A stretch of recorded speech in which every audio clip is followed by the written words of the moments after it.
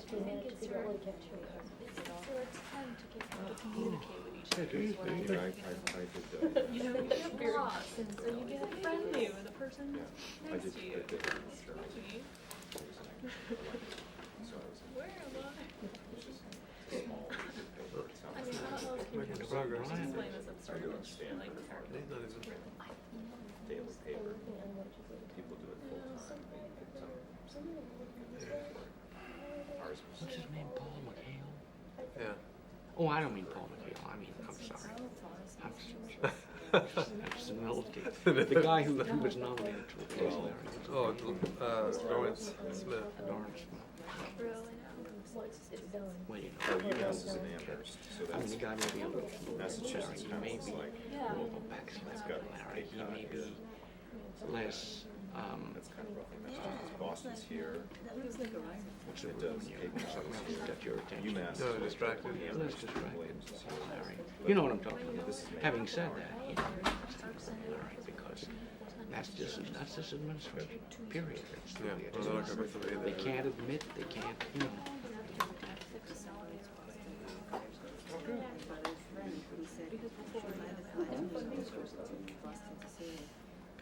It's not that far. But we'll see. From here, There he is. You know, $8 or $9. A little bit of technical difficulty. Had it looked like it went down again. They had it momentarily, they said. Boston's wonderful. Are you gonna do a 10 o'clock, Brian? Excuse me. In Washington or Boston? CNN had that live this morning. Probably want to see which one. That 82nd Airborne Parachute Regiment parachuting into downtown Houston. You gonna comment on that? Trying to cause trouble.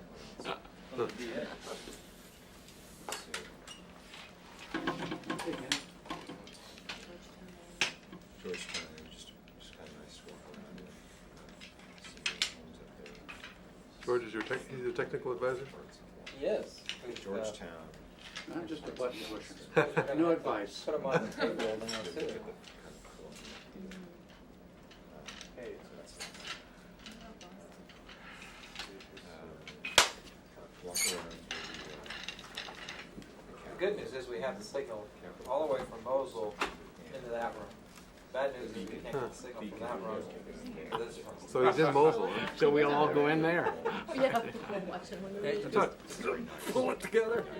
I thought Kirkuk was his area. Which is right across the river. No? Excuse me. Northwest Iraq. Rodriguez. Northeast or northwest? Northwest.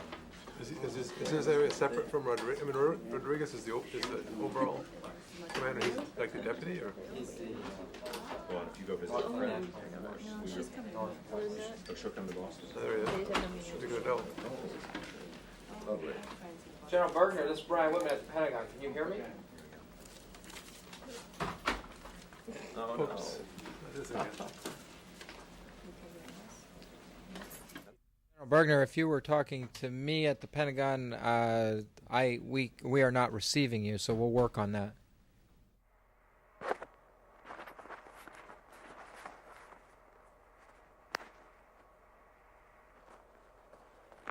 Let me try one more time, Brian. Can you hear me now? We can hear you real good. I think your mic was just covered up a little too much there. How's Worked out technical difficulties, and for your time this morning and this evening, your time. I know this is the first time that you've talked to the Pentagon Press Corps in this format here, so we would like to welcome you. And by way of introduction, this is Brigadier General Kevin Bergner, who is the Deputy Commanding General of Multinational Force Northwest. His troops are responsible for the ongoing security operations in northwestern Iraq. And as is our format here, General, is we open it up for you to give us a little bit of an operational overview. And I know that you're able to talk about Tal Afar a little bit also.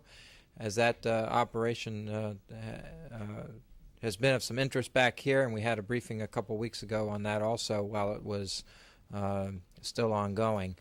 And then we'll open up for a few questions back here, and we'll try not to take too much of your time. So with that, let me turn it over to you. Okay. Brian, thanks again. Most of you have probably heard from or talked to my boss, Major General Dave Rodriguez, and so I am his Deputy Commanding General. It's my pleasure to give you a quick update this afternoon from Mosul.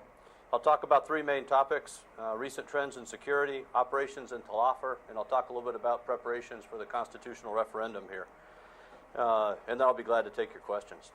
First, in terms of recent trends in security, I'd say it's important to note that we continue to make significant progress in taking down the Al-Qaeda network that has plagued the citizens of northern Iraq, and we are probably at the point of impacting about 80% of that network in terms of detaining, capturing, killing the leadership, and disrupting their resources and disrupting their support bases, and neutralizing their capability to conduct operations against the Iraqi people and against Iraqi security forces and our own forces. The other area within security trends that I think is noteworthy is the population. The population here is no longer on the fence. They want their freedom. They're providing information to Iraqi security forces and coalition forces, and we see that in a number of ways, but one of the most quantifiable is in terms of the number of tips and information that they pass that allow Iraqi security forces and our own to interrupt and preclude attacks. They're also volunteering to serve in their security forces. Police recruiting is steadily strong, and they increasingly identify with their elected governments. And we see that in terms of how they participate in interactions with their local government at the district, city, and provincial level. For example, in some cases, we've had meetings with the provincial government that involved 25 people back in January and February. Today, in those same places, the number is between 250 to 400 people that will attend a meeting to come to discuss the security situation, the economic situation, and so forth. So an encouraging sign that the Iraqi people increasingly have confidence in their own government. In terms of Iraqi security force effectiveness, many are capable of limited independent operations at the small unit level right now. Police are shooting back when they get shot at. They're standing their ground more and more. They are offensively oriented, and they are increasingly able to develop their own intelligence and then conduct operations based on that intelligence. The Iraqi police from Mosul and the Iraqi Army forces of the 3rd Iraqi Army Division are universally recognized by the people of Tal Afar as forces that they both trust and respect. And I hear that from the people that I talk to on the street, I hear it from the sheikhs, and I hear it from the city leadership as well. In terms of police training, on any given day, we've got about 800 in training, and each month about 600 complete the 8-week basic course for Iraqi police. And in late August, the Ministry of Interior opened an accredited police academy right here in Mosul. So for the first time in the past year, there are now police from Nineveh province that are receiving the same quality of training and preparation here in Mosul that they used to have to go to the Jordan International Police Training Academy for. We continue to use both academies as a basis to get as many police through training as we can. Much of the credit for these accomplishments in the security area rests with the soldiers of the 1st Brigade of the 25th Infantry Division, the Stryker Brigade Combat Team, who just completed a year-long deployment here. And I want to just take a minute to thank Colonel Bob Brown and Command Sergeant Major Tom Adams and their magnificent soldiers. They have truly made an enormous difference in the lives of millions of Iraqi people here. And the Iraqi people here will never forget them, and nor will we. They've done a tremendous job. Let me turn quickly to Tal Afar and Operation Restoring Rights. The Iraqi Transitional Government decision to undertake offensive operations to neutralize the terrorists in Tal Afar has now transitioned into a broad reconstruction and reconciliation effort. The ITG's goal, which was to restore Iraqi control to Tal Afar, has largely been accomplished, and we are now building on that success, on the success of those tactical military operations. These efforts continue to be led by the 3rd Iraqi Army, the U.S. 3rd Armored Cavalry Regiment, and they're augmented with police. And overall, they have restored great stability to a city once plagued by the terrorists. I spent most of today talking to citizens there. They are returning to their homes, I saw very normal routines.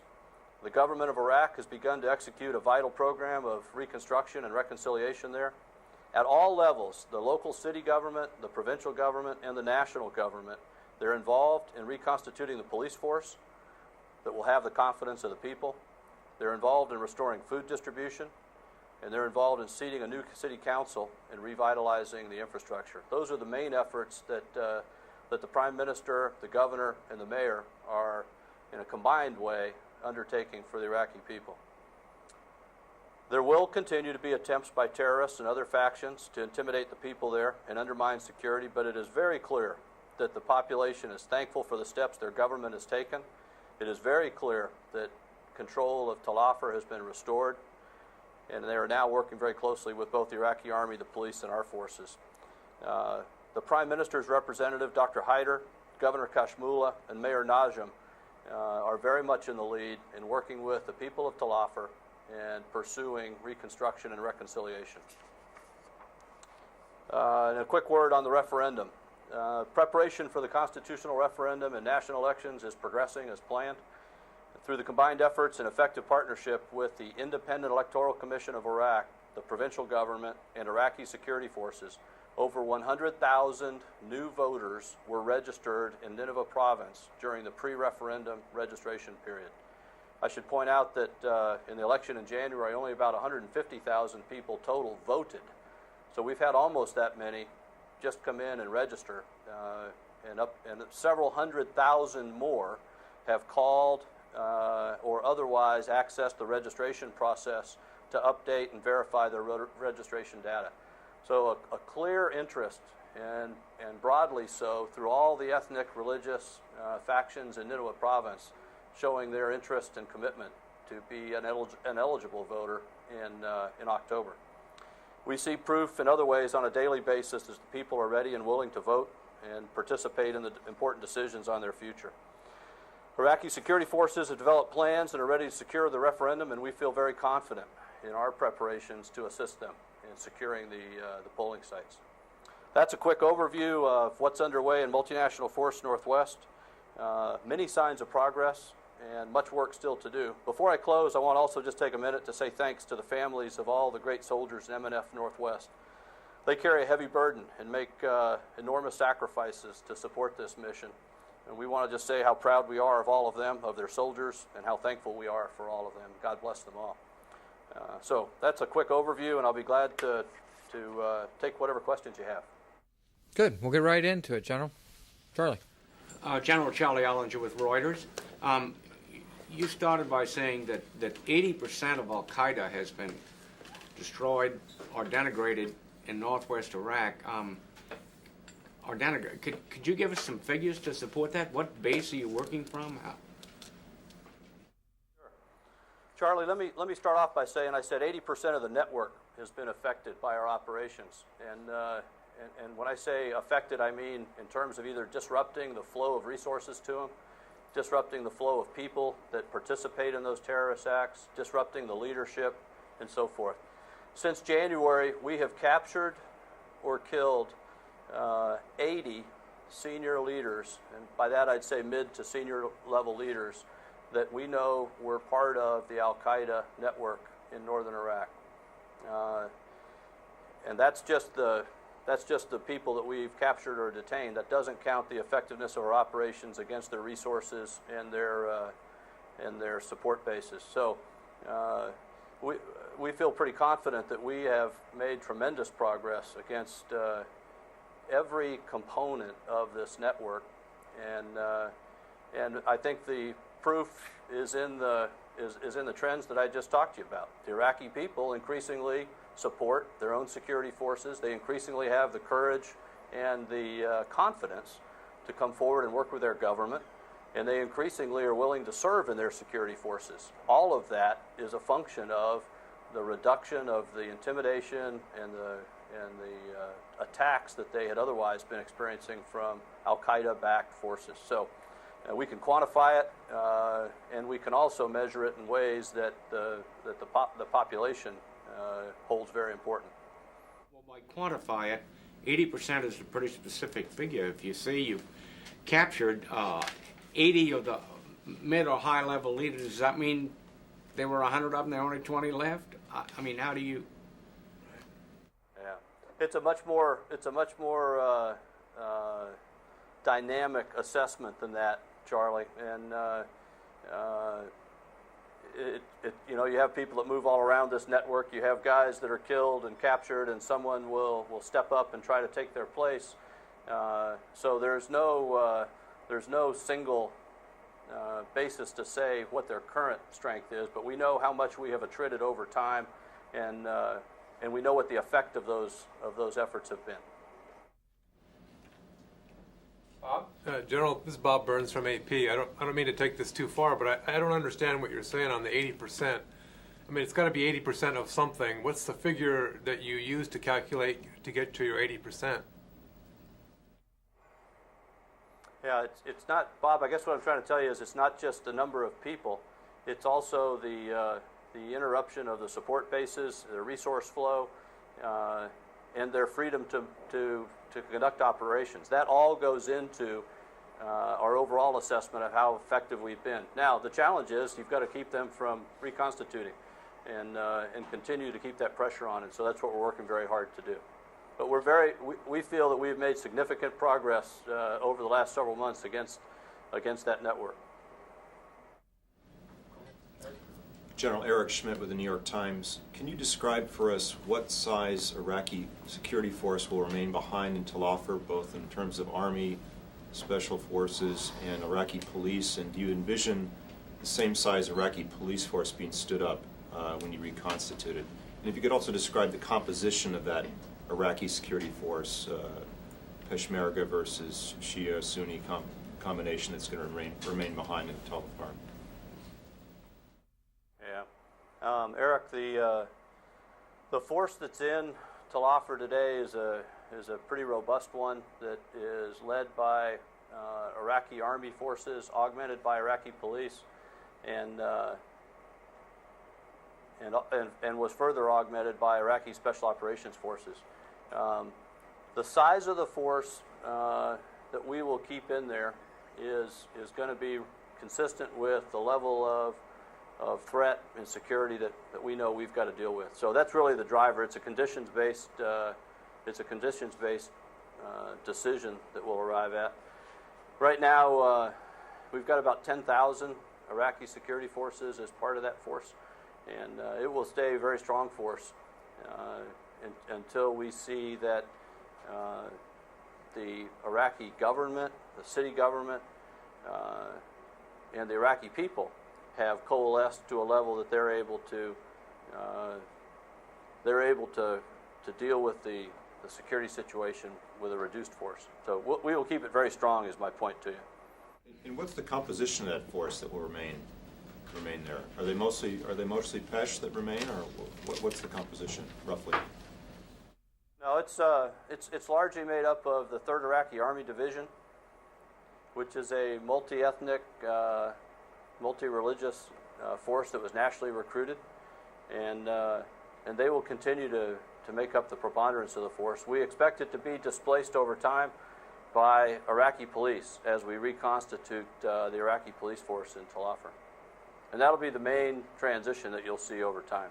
Police will displace the Iraqi army once we're able to bring trained, vetted police back to the force. How large will that police force be?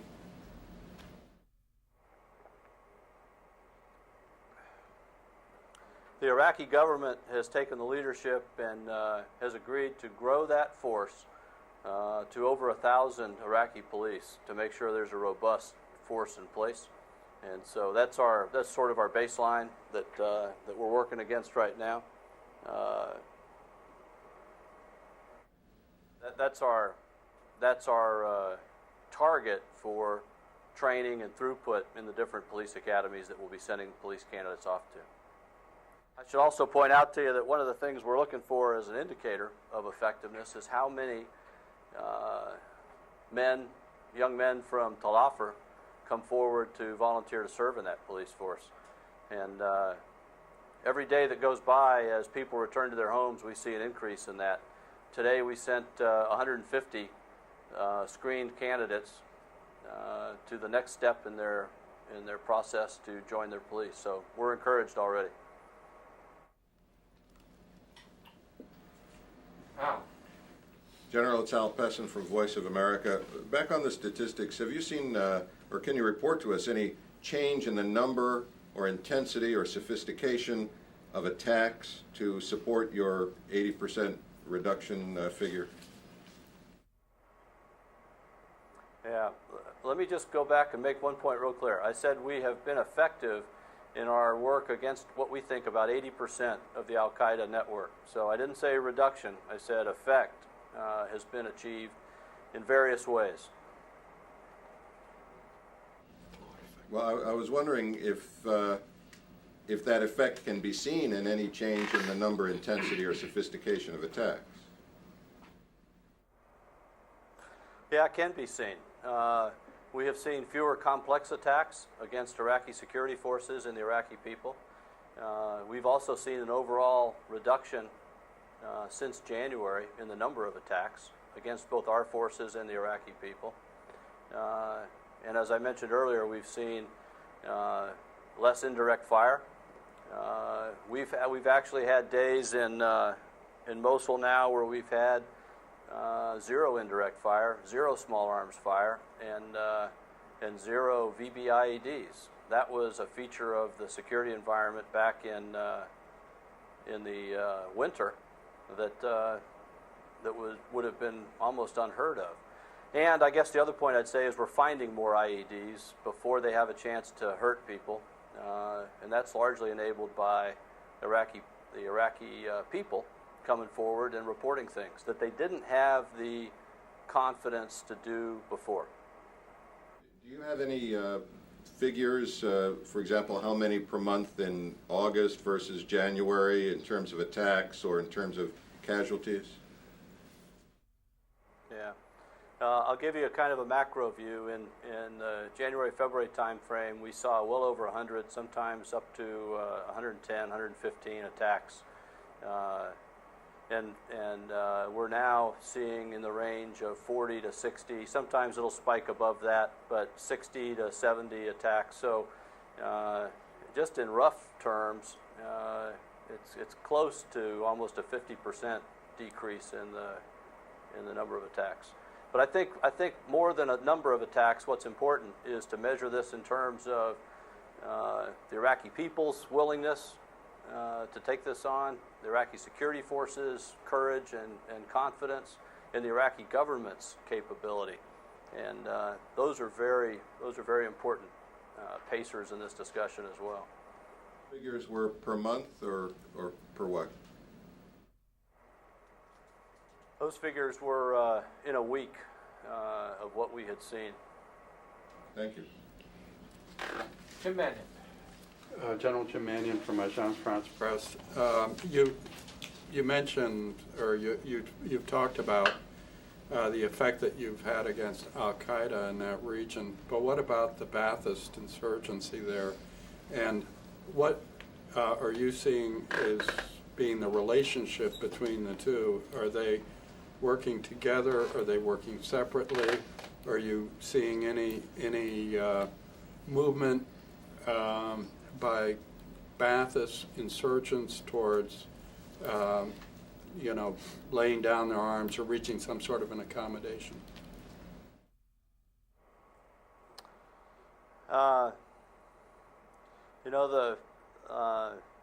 The interaction of former regime elements, Al-Qaeda network, and other elements is a very complex one, and it's one that we have to work on all fronts.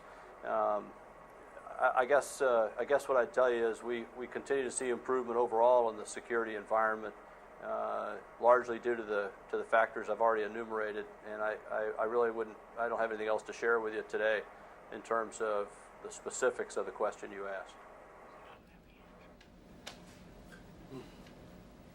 Too good a question.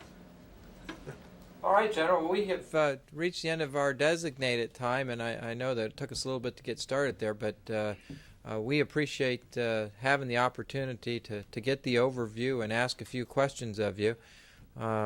please let General Rodriguez know on behalf of the press corps that they don't think that he's off the hook just yet. They want to hear from him every now and then, too. But we appreciate your time, and thank you for taking the time to do this. Thanks, Brian. Thank you very much.